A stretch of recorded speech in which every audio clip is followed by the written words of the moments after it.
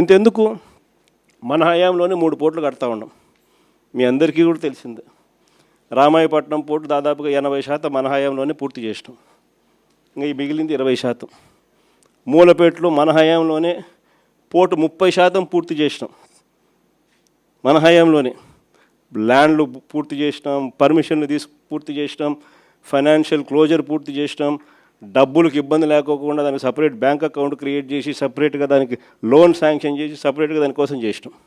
మూలపేట అయినా, రామాయపట్నం పోర్ట్ అయినా, లేదా మచిలీపట్నం పోర్ట్ అయినా. మచిలీపట్నం కూడా 30% పూర్తి అయిపోయింది మన హయాంలోనే. ఈ రోజుకి 2 ఏళ్ళు అయిపోయింది. అన్ని చోట్ల పనులు ఆపేసినాడు. వీళ్ళకి సంబంధించిన వాళ్ళకి సబ్ కాంట్రాక్టులు, వీళ్ళకి సంబంధించిన వాళ్ళకే వాళ్ళని తప్పించి కాంట్రాక్ట్, వీళ్ళకి సంబంధించిన వాళ్ళకి కాంట్రాక్టులు ఇప్పించుకోవడంతో కనీసం అదన్న పనులు జరుగుతున్నాయంటే లేదు, అది కూడా అయిపోయినాయి. ఏమంటే తొందరగా పని అయిపోతే జగన్ క్రెడిట్ వస్తుంది కాబట్టి పని ఆపు. పనులు ఆపి ఆడ చుట్టుపక్కల భూములు మళ్ళా వీళ్ళ మనుషుల చేత కొనుగోలు చేయించే కార్యక్రమాలు. మచిలీపట్నంలో వాళ్ళు మొత్తుకుంటున్నారు. ఉన్నదానికి ఆల్రెడీ ల్యాండ్ ఇచ్చినాం, ఆల్రెడీ పోర్టు జరుగుతూ ఉంది. చెన్నైలో పోర్టు ఎన్ని ఎకరాల్లో ఉంది చెన్నైలో పోర్టు. ఇక్కడ వీళ్ళకు 2000 ఎకరాల్లో పోర్టు కడతారు, పైన ఇచ్చినాం. పోర్టు కడతా ఉన్నారు, ఆపేసినాడు. ఇంకా ల్యాండ్ అక్విజిషన్ చేయాలంట.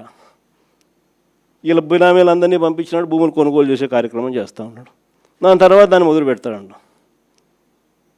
ప్రతి అడుగులోనూ కూడా నాకేంది అనే పద్ధతిలో రాష్ట్రాన్ని దోచుకోవడంతోనే ఈరోజు ఎక్కడ చూసినా కూడా అడుగులు జరగబడుతున్నాయి. ఇలాంటి వాతావరణంలో రేపొద్దున 2029 ఎన్నికలు జరగబోతున్నాయి.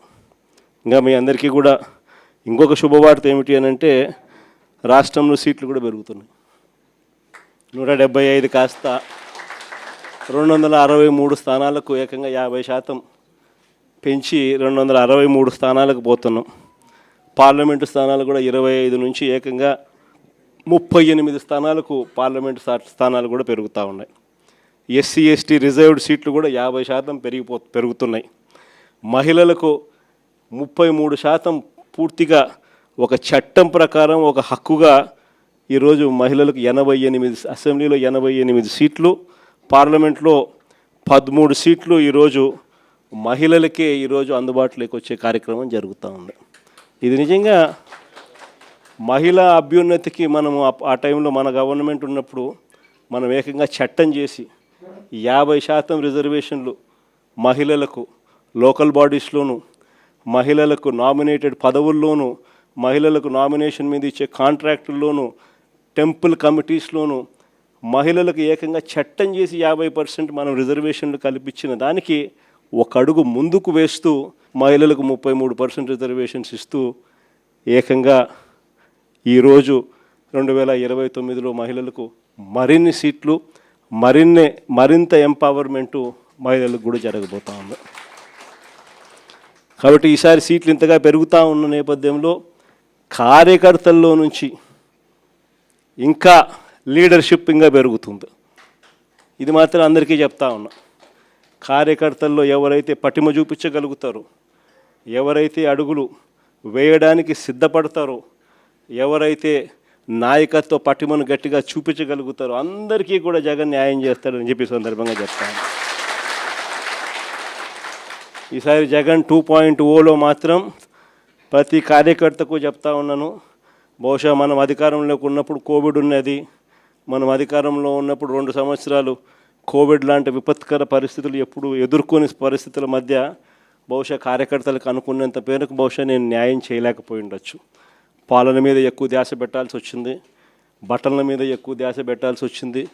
కాబట్టి బహుశా అంత ఎక్కువగా చేయలేకపోయి ఉండొచ్చు. కానీ జగన్ 2.0లో మీ అందరికీ కూడా భరోసా ఇస్తా ఉన్నా.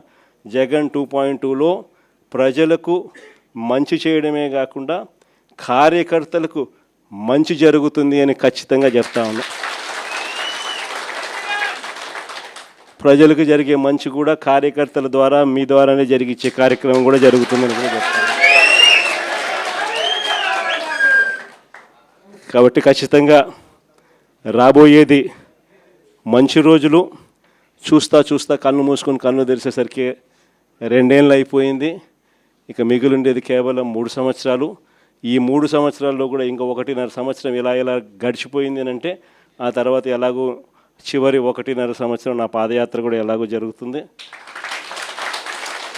ఆ తర్వాత చంద్రబాబు నాయుడు ప్రతిరోజు సినిమా చూపించే కార్యక్రమం ప్రతిరోజు కూడా జరుగుతుంది. కాబట్టి చంద్రబాబు నాయుడు గారు చేసే ఈ రెడ్ బుక్ పాలనైనా, చంద్రబాబు నాయుడు చేసే ఈ అన్యాయాలైనా ఇక టైం దగ్గరకు వచ్చింది. ఆయన గురించి ఇక భయపడాల్సిన అవసరం లేదు. ఆ భయపడే రోజులు ఇంక పోయాయి. ఇక నుంచి చంద్రబాబు నాయుడిని గట్టిగా నిలదీసే కార్యక్రమాలకు శ్రీకారం చుట్టవలసిన రోజులు దగ్గరకు వచ్చినాయని మీ అందరికీ కూడా ఈ సందర్భంగా విన్నవిస్తాను.